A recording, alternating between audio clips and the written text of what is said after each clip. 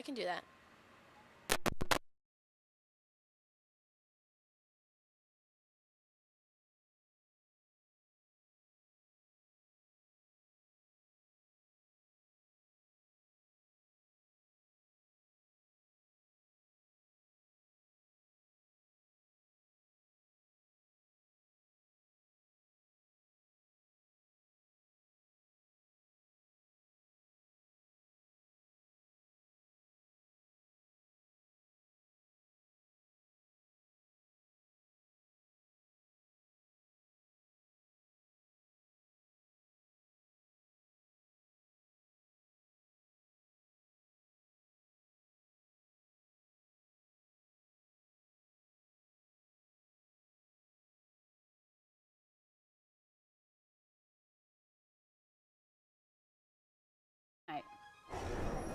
A new bill could change the way guns are carried in North Carolina.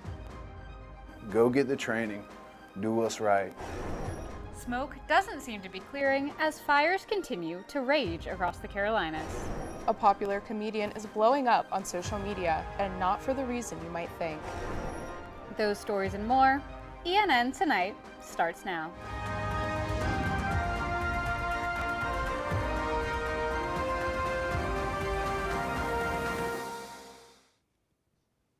Good evening, and thank you for joining us for ENN Tonight. I'm Abigail Hines. And I'm Abby Gravely.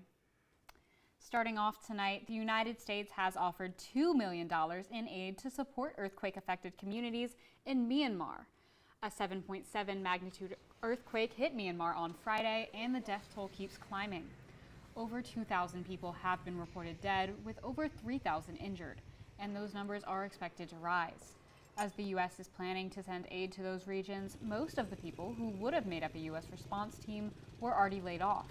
U.S. planes and helicopters in nearby Thailand, which have never been used for disaster relief, never even made it off the ground. The North Carolina Senate quickly passed Senate Bill 50, which would allow citizens to carry concealed handguns without a permit. I have more on the details of this bill. Senate Bill 50, also known as Freedom to Carry NC, could remove the need for a permit to carry a concealed handgun. Alamance County Sheriff Terry Johnson supports the Second Amendment, but thinks the permit process is an important part of it. With the number of violent gun crimes that have gone on in this county, in this state, and this nation, I think, we can okay that little bit of time. Johnson says the permit process should be made more efficient, but some parts should remain strict. I think we need to lean toward the strict portion of that to be able to identify people that are mentally ill or convicted felons. The bill also removes the firearm training requirement. Owner of Weapon Works in Burlington says that he doesn't believe the government should be responsible for administering the training, but believes people should seek the training themselves. I just wish society would move towards people taking personal responsibility, knowing you need to get that training, go get the training, do what's right, and I think that that's the way it should be handled. If the bill passes the House, North Carolina will be the 30th state to not require permits. Abigail Hines, ENN Tonight. Wildfires are still raging across western North Carolina, burning thousands of acres and forcing evacuations in several counties. The biggest fires are in Polk, Henderson, and Haywood counties, and in some of those areas, little of the fire is contained. The Table Rock fire has even crossed state lines from South Carolina into Transylvania County, burning over 11,000 acres. So far, one person has been confirmed injured and several homes have been lost. More than 500 firefighters are working around the clock to get the flames under control.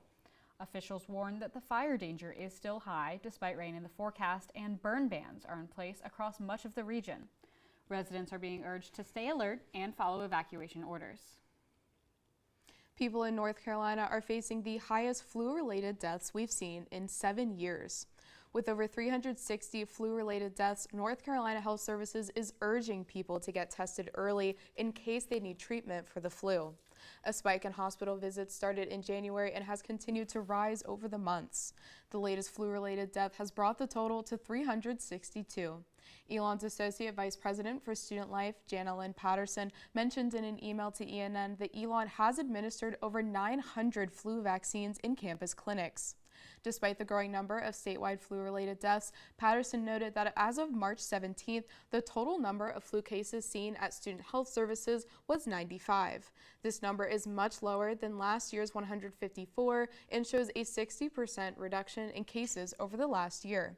Patterson said, in quote, "As flu cases began to rise nationally in January, the infectious disease response team planned a series of additional mitigation strategies to reduce the occurrence of influenza-like illness on campus," end quote. Though these numbers are dropping on campus, it's better to be safe than sorry when it comes to getting tested. 2 new bills in the General Assembly could increase pay for workers across the state. Right now, North Carolina's minimum wage is $7.25 an hour. But House lawmakers are considering a major increase. This bill would raise minimum wage to $22 an hour and eliminate the tipped minimum wage. This means that employers would be required to pay tipped workers the full $22, with those tips coming in as extra income.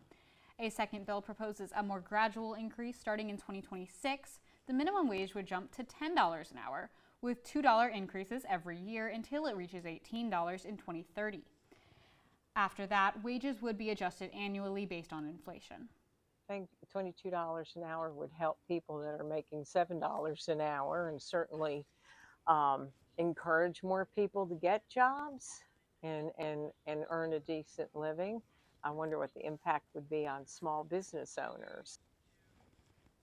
These increases for minimum wage would be gradual.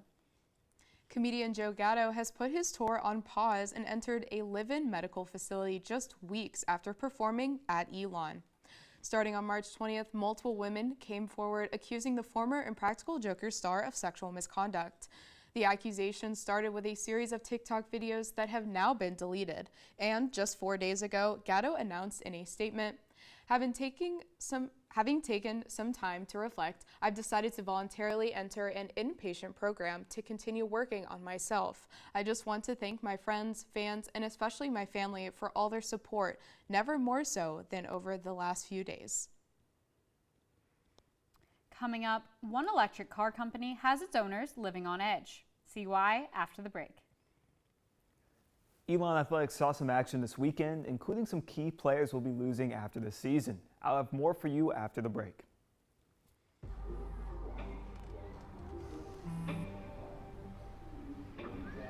I don't know why you're so sad. You've got a roof over your head. You gotta stop with that depression stuff. That's what white people think. You all right? It just feels like it's coming from everywhere. Do you want to talk about it? You can talk to me if you're feeling sad. Whenever you need to talk, I'm here, okay? Whether it's our stories, the warmth of our laugh, or our family's secret sauce, we all bring something different to the table. So make some space. The power of connection is waiting right outside your comfort zone. Learn how you can help strengthen your community at belongingbeginswithus.org/teamup.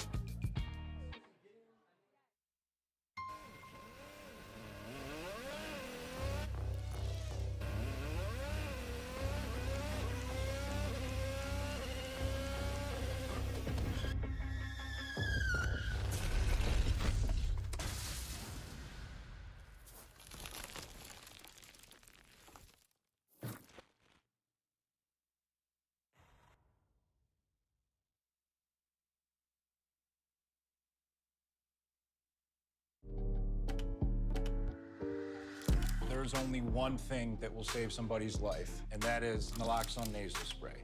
Get 911 on the phone, get the emergency responses there on their way.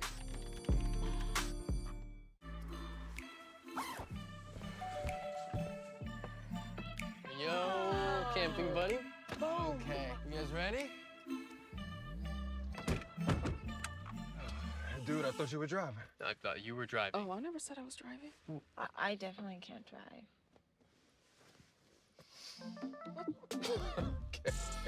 If you're high, just don't drive. It's illegal everywhere. If you feel different, you drive different. Hate is loud, but love is the majority.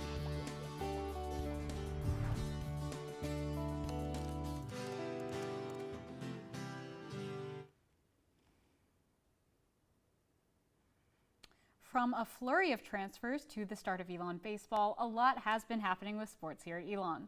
So our Kathan Gandhi is here in studio to keep us up to date. Hey Kathan, what's been going on? Thanks, Abby. Although March Madness is the king of the college basketball world right now, an equally important event kicked off last week, the official opening of the men's basketball transfer portal. More than 1,000 players have already entered the portal, and let me tell you, Elon is no different. 9 of Elon's players have declared for the portal since it opened on the 24th. That includes team leading scorer TK Simpkins, his brother TJ, sharpshooter Nick Dorn, and as you can see, several other players as well. Only 2 scholarship players remain on the current roster, forward Isaac Harrell and guard Trey O'Neal. Now, to be clear, just because these players have entered the portal, that doesn't guarantee they'll leave the team, but it definitely increases the chances that none of Elon's starters from last year will play for the Maroon and Gold in the 2025 season. While men's basketball is currently suffering from the transfer portal, Elon baseball is benefiting from some transfers of their own. Jackson Alford, a junior transfer from Gordon State College, smashed 2 home runs in the first game of a weekend series against the University of Delaware. Elon won 8-2. Entering game 2, Elon turned to pitcher Nolan Straniero, another transfer from Gaston College, to open the game. I was at the field to see how this all panned out. After an offensive explosion in Game 1, the Phoenix were in for a different type of battle in the second day of their weekend series. Nolan Straniero, who started on the mound for Elon, was dominating. Yeah, I thought he was outstanding. Both he and Mike in games 1 and 2 have been really, really good for us. Nolan had great command of his fastball, and I thought he mixed a little more today and had a lot of success. I think 1 run through 6, and we'll take that every day. Despite the strong performance from Elon's pitchers, the Phoenix struggled to put runs on the board. Missed chances with runners in scoring position plagued Elon through the early innings. Yeah, we just got to value our at-bats. I thought today, the pitching wasn't overpowering. We swung early in the count a little too much and maybe didn't make some guys work that I felt like we could have. Even with that cold offense, Will Vergantino managed to bring a runner home in the 6th. The Phoenix were tied 1-1 entering the 9th inning, but with a runner on third and a wild pitch from Ryan Sprock, the Blue Hens took the lead. A game like that, you make a mistake at the end, it's hard to swallow, but I thought overall it was well played. Maybe a few at-bats throughout the middle of the game that we gave away that might have cost some opportunities, but that's baseball. So. Elon ultimately lost 1-2, falling to 10-16 on the season. As the team enters the bulk of their CAA play, they look to build off strong showing so far. Kathan Gandhi, ENN Tonight. According to a recent press release, the Alamance County Sheriff's Department arrested 3 people for trespassing and damaging property after being called to a house fire. The house, which was vacant when it caught fire, suffered at least $70,000 worth of damage. The property owner said that no one was allowed to be there, but 3 locals were found living in the home. All of them were arrested and taken to the Alamance County Detention Center. 2 are still in custody, while 1 of them is out on bond. This case is still under investigation. Elon University isn't the only one caught in confusion following public criticism of the new Department of Government Efficiency and Elon Musk. Tesla owners are also facing backlash regardless of their political affiliations. Our Alice Morrissey has more on this story. Across the country, reports of vandalized Teslas have been on the rise as critics of Elon Musk take their anger out on the cars themselves. From key scratches and spray paint to slashed tires, Tesla drivers are finding their cars targeted because of the logo on the hood. Freshman Ethan Doan says his family has even considered selling their car to prevent forms of property damage. It is a fun car. I'm very privileged to have that car. I do think for the greater good that I'd be okay with it being gone. Doan expressed his concerns about other forms of criticism towards his car, fearing that owning a Tesla might make him appear unsupportive for those negatively affected by Musk and the Trump administration. My family's Jewish, so owning a Tesla at this time is also kind of, controversial. They're not too happy with it. My dad's been a big supporter of Elon and Tesla for years. He even worked with them for a while, but now he's completely done a 180. Elon University has not reported any Tesla-related vandalism in recent weeks. However, students who own Teslas say they have become more conscious of their cars as public criticism for Musk continues to grow. Alice Morrissey, ENN Tonight. The Love School of Business has risen in national undergraduate rankings for Best Undergrad Business School of 2025. The business school moved up 2 spots to 38th in the country for overall undergraduate business education. It's improved to 24th in the country for career outcomes and 17th for academic experience. Elon improved its admission standards rank to 54th, up 10 spots from last year. For their rankings, Poets Quant scores schools in 3 categories: admission standards, career outcomes, and academic experience. I think the thing that I like the most about the business school is my professors, because they're all super open to meeting whenever, and it's a really collaborative environment, which is really awesome, obviously. So I don't know, I think it's cool. Hutton said professors in the business school are committed to helping the students succeed in their professional careers by helping them find internships and job opportunities. As we move into April, seasonal allergies are in full swing. Let's hear more about the pollen we've been seeing with Mackenzie Cruz, who is out in the rain on Citroen Plaza. How's it looking, Mackenzie? Thanks, Abby. As you can see, it's raining here on Citroen Plaza, probably washing away all of that green powder that's covering campus, telling us that it is tree pollen season, and it's officially begun here in central North Carolina. The risk of symptoms will be pretty high by midweek. Tree pollen season is usually the worst by April and lasts until the end of May or early June. In North Carolina, it also overlaps with grass pollen, which lasts from April to around September. Pollen is worse in the early morning, so make sure to keep your windows closed at night and take allergy medication to alleviate symptoms. And if it helps, change your clothes after spending time outside. That's all on pollen, but I'll have your Phoenix 5-day forecast after the break.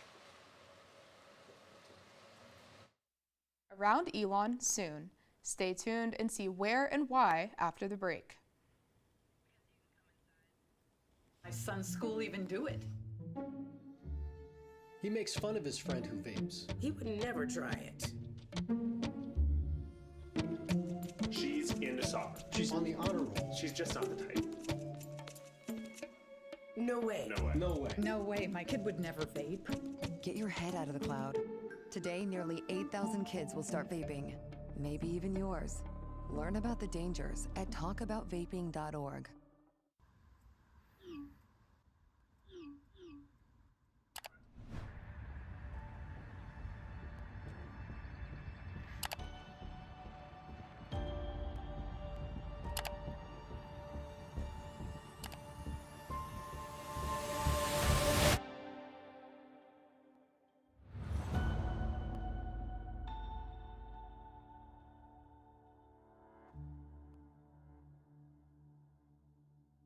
Even more than I wanted a gold medal, I wanted a heart of gold, like the mentors who were my balance beams refusing to let me down, and the coaches who spoke out to anything out of bounds, heroes who never stood on podiums, but stood up for me.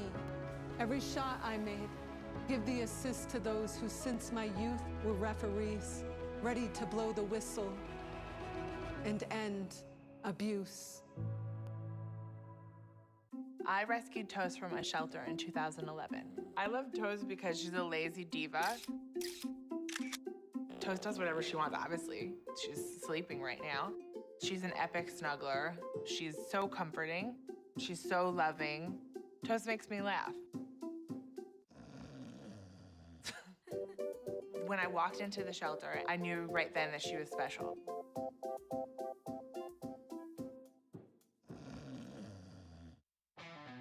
Kudos, Carl. You've always had a need for speed. Racing anything with wheels, speed reading novels in record time, yelling out 3, 2, 1 at every traffic light. But this time, you've taken your power obsession to the next level. By purchasing this electric vehicle, you've given yourself instant torque that blows your old launch times away, which will keep you saying, "Woo-wee," every time you punch the pedal. Good for your adrenaline, great for the planet. That's the power of EV.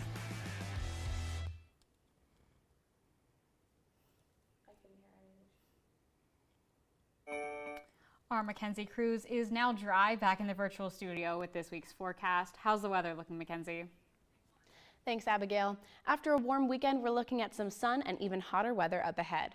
Now for your Phoenix 5-day forecast. Tonight we'll have a low of 50 with more rain and wind gusts as high as 24 miles an hour. Tomorrow we'll have sunny skies and a high of 70 and a breeze. More sun on Wednesday with a high of 73 and a UV of 7. Thursday will be very cloudy and humid day with a high of 83. Finally, Friday and Saturday will be in the mid-80s with partly sunny skies. As of 4:26 p.m., Elon is under a severe thunderstorm watch until 10 p.m. tonight. That's all. Back to you at the desk.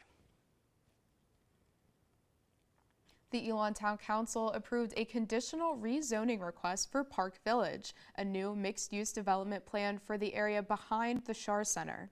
The project will feature office space, retail shops, a grocery store, a hotel, and new residential units. Developers say Park Village is designed to create a walkable community near Elon University. With rezoning now approved, the project can move forward under the conditions set by the council. In the latest talks about $400 million in federal funding, Columbia University has agreed to President Trump's requests. These requests will relate to the school's pro-Palestine protests last year and include banning masks that conceal identity, allowing campus law enforcement to arrest students, instating a new senior vice provost of the Middle East Department, and more. The school's also making a few changes that aren't necessarily included in the government's requests, including adopting institutional neutrality, meaning that they will no longer be taking official positions on any political issues. Like Elon, Columbia is a private university, but even these schools rely on government funding for programs like federal student loans and grants. This agreement is raising some questions about whether or not other universities will start to also be seeing these requests, but none seem to be impacted so far. Today marks the end of a nationwide competition of the Burlingtons. ENN's Angelina Fantaroni has how this idea came to be and updates throughout the competition.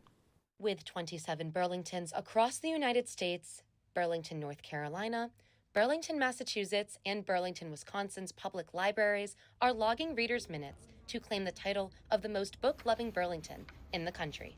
I was like, heck yes, this is something we're interested in. This sounds fantastic.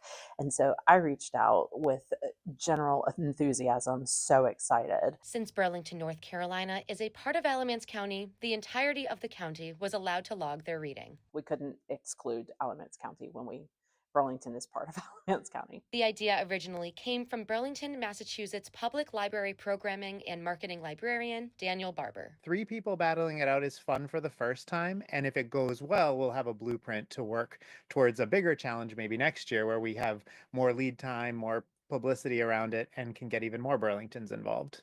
Out of 10 Burlingtons that Barber reached out to, North Carolina and Wisconsin are the only 2 that responded. They were both super enthusiastic. Like, there was no middle ground with this. It was either nobody emailed back or they emailed back like, we're in, this is exciting. The gauntlet has been, thrown. We are ready for a fight. And it's in the best possible way. Readers have until midnight tonight to submit their final reading minutes. Angelina Fantaroni, ENN Tonight. As of right now, Burlington, North Carolina is still in first place for minutes logged, but third overall for the number of participants. Be sure to watch ENN on air Wednesday night to hear the winner of the battle. 9 community members spoke during the Alamance Burlington School System budget meeting. This meeting ended with a $5.7 million expansion request for this year's budget, making it now a little over $59 million. These funds were approved and passed by the Board of Education and now will have to go through the Alamance County Board of Commissioners. 2 key goals were brought up during this meeting: raising the pay for classified workers and restoring key positions that were cut in last year's budget due to mold found in 32 of the 36 ABSS schools. The mold remediation cost them about $25.8 million. After the break, a popular GLC celebration.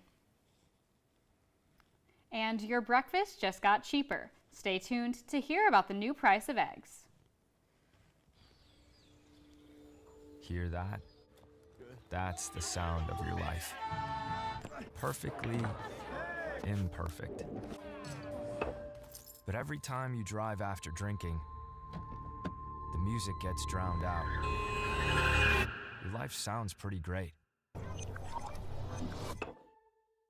Don't let a buzz ruin it. Buzzed driving is drunk driving. Don't drive buzzed. In 4 days. There was an old woman who lived in a shoe. She had so many children. She didn't know what to do.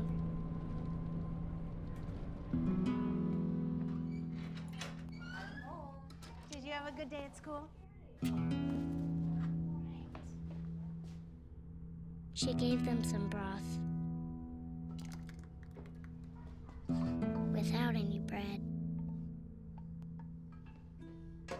There you go.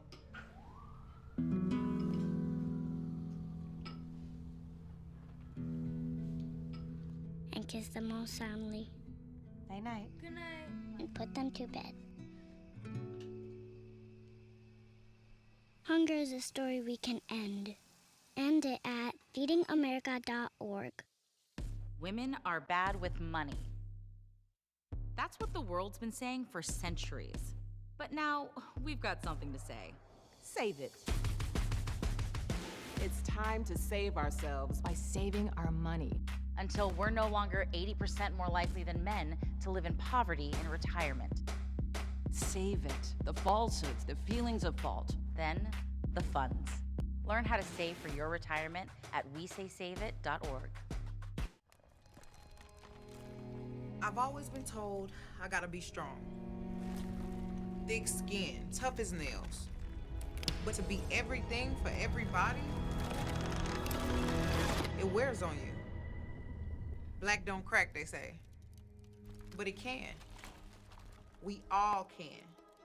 Reach out to a friend if you see them going through it. No matter who you are, being vulnerable is what makes us whole. Learn how to help at seizetheawkward.org.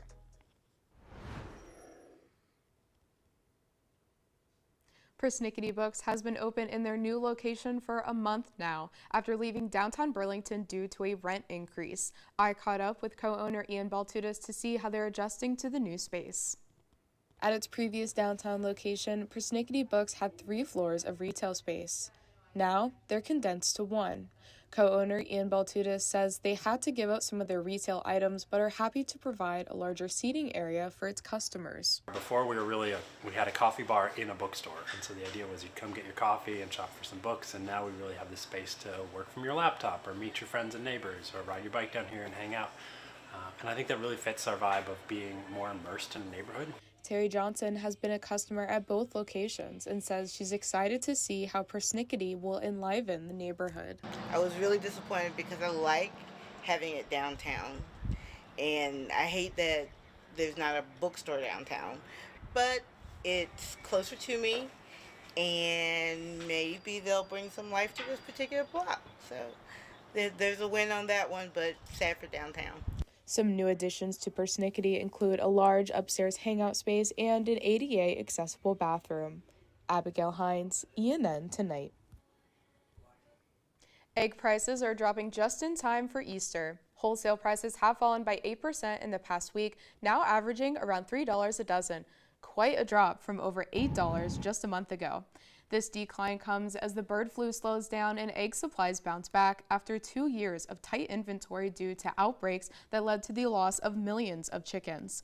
While this is great news for producers and grocers, shoppers might not see the savings immediately. Experts say retail prices usually lag behind wholesale changes, and with Easter coming up, demand is expected to rise. But if supply levels stay strong and the bird flu remains under control, grocery store prices could start to ease in the weeks ahead. The Gender and LGBTQIA Center hosted their annual Kiki Ball, which was started in 2021 and has since become some students' favorite tradition. Our Alice Morrissey has the story.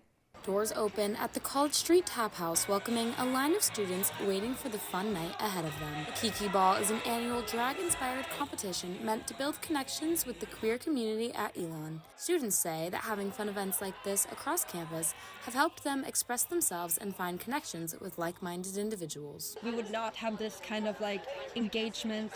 It's hard to find people in general, but when you have a common interest and when they make events that are fun that you can come to, I think that is just really good to create community and create a sense of belonging. The event was hosted by Burlington local drag artist Giselle Cassidy Carter, who cheered on performers as they took center stage, competing in 6 different categories. This panel of judges was made up of representatives from Elon organizations like the House of Drag, the GLC, and Elon First Gen. Just kind of a way to just be able to enrich myself in different cultures, and I always like to get with different groups and kind of take some sort of aspect of it to kind of make the event be. The GLC said they deemed this event a huge success, with one of the best participant turnouts they've seen in a few years. Alice Morrissey, ENN Tonight. Well, that's all the news we have for you this evening. Thank you so much for joining us.